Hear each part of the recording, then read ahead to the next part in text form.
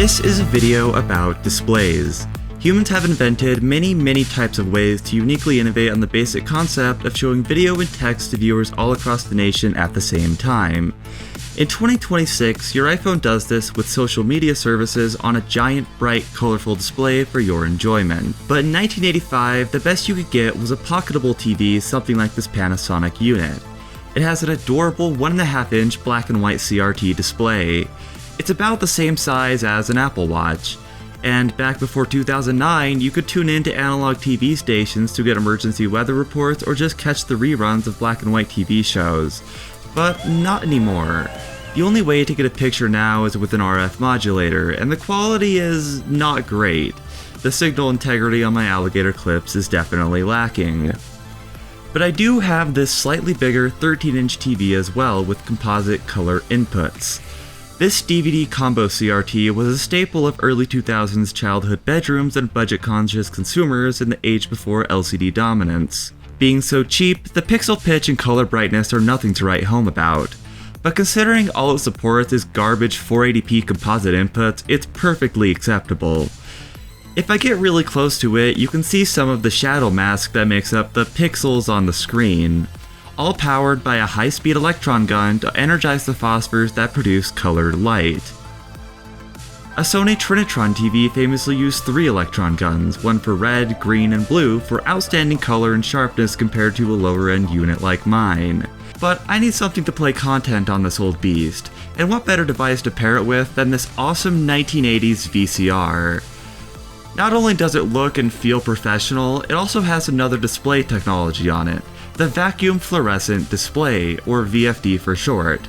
I can explain how it works after I solve this problem. The VCR keeps eating my tapes. Looking inside through the window, I can spot the likely culprit, this roller wheel attached to the main motor. The rubber on the outside is still grippy, but the belt connecting it to the drive motor clearly needs replacing. But for now, just a bit of percussive maintenance can make the player work.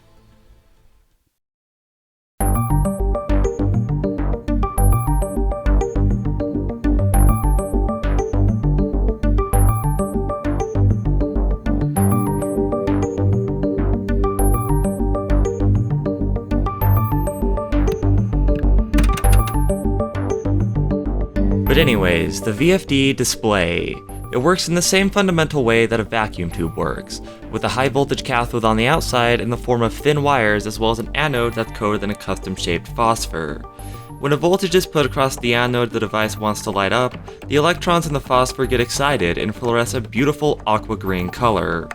To prevent the electrons from scattering unpredictably, however, there's a grid mesh put between the two layers. That's why you can usually see a hexagon grid in front of the text if you get very close. If you want a deeper explanation, Eveblog did a great video about VFDs. But anyways, these displays were extremely versatile. Appliances, audio gear, calculator, industrial equipment, and more used VFDs until LCD technology became cheap and easy to produce en masse. Plus, the digits of LCD screens can be larger and more readable. Sometimes it can even be hard to tell them apart, like on this silver VCR that I assumed had a VFD until I put my macro lens on it. And don't worry, we will get to LCD eventually. But first, there's one more cool display technology from a forgotten past. Life. I've got houses in LA, Paris, and Vail. Each one of them with a 70-inch plasma screen. So plasma, it's gonna go right here. Probably like 50-inch, wall mounted. Plasma rocks it over LCD, yo. Broke down and bought myself a plasma TV. Check it out.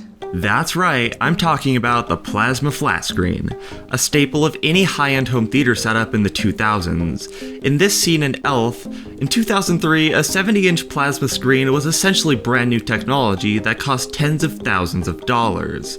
But if you can believe it, the technology itself goes back even further in time to the 80s. This Toshiba portable computer from 1987 has an orange gas plasma display front and center. It casts a gorgeous glow of its own light, suitable for nighttime work hours without straining your eyes. Since I don't own a microscope lens, I can't show you this in detail, but every one of these pixels is self-illuminated with a tube under vacuum. The gas inside, mostly xenon and neon, is energized to produce an orange glow independent of any backlighting or room lighting. Its advantages at the time were providing portable office computers with a large, high-resolution display that didn't take up the space of a small CRT. These screens essentially birthed the modern clamshell form factor of laptops. But as time went on, this tech made a very good use case for consumer entertainment displays as well. First of all, there's something certainly exotic about the fact that each pixel was a tiny self-illuminated tube, and obviously these turned them into status symbols very early on, and it's reflected in the culture.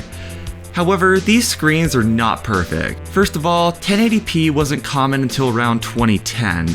They were still selling 720p 50-inch screens in 2011, like this LG unit you see here. From a distance, it doesn't look that bad, but the main problem is that it underdelivers on the main advantage of plasma. The black levels are not much better than an LCD. Yes, that's right. Most low-end to mid-range plasma sets had very poor contrast and dynamic range. Some of them lacked proper anti-glare coatings that made them totally unacceptable for use in sunny living rooms. You can just see how gray the screen is. No. When you think of plasma TVs, you should think of this thing, the Panasonic ST60, one of the great grails of plasma technology.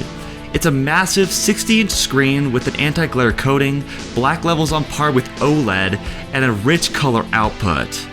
It was one of the last and best plasmas ever made, and it absolutely holds up today. It's only Full HD, but first of all, physics make a 4K plasma impossible. And it also doesn't really matter for some people. Everybody wants a 4K TV, but most Blu-rays are 1080p, the entry-level streaming plans are 1080p, and 1080p is the most sensible YouTube resolution on slow Wi-Fi. Your nearest movie theater's probably still using a 2K projector. My point is, it's fine. The picture quality is amazing, and you're sitting far enough away to still enjoy every detail of your movies. You've also probably noticed the dithering the display does up close. It needs to do this to artificially increase its color depth, because one main disadvantage of plasma is that its pixels can only be on or off. So to make grayscale or dark colors possible, it flickers the pixels with pulse width modulation. From a viewing distance, however, you only see the full picture, and it is amazing. The plasma had to die off eventually though. LCD tech had gotten much cheaper and higher quality over the years. In 2013, this Panasonic would have run you $1,700, and that was considered cheap for a display of its class. But in 2026, you can get a 55-inch OLED for under that. And if you just want a big fat TV without breaking the bank, a 65-inch unit from Best Buy with HDR and a Roku is under $500. But that's not to say that LCD hasn't seen its fair share of innovation before this point, just like plasma. Take, for example, this Casio graphing calculator from 1996. It has a 3-color display with red, green, and blue. Yes, it is extremely difficult to film, but hopefully you can see the difference here. The screen is useful for graphing multiple functions on one screen and easily telling the difference between the lines.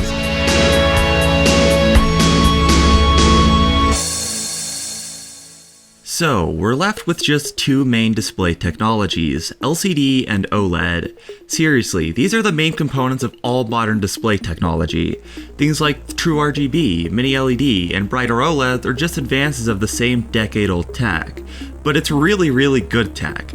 Don't get me wrong, I love my giant plasma screen, but even that $250 Best Buy TV is gonna look good enough to the average college student who's obsessed with football and keeps the vivid mode on constantly. But over the years, we've pushed the limits of physics in ways our past society would gawk at.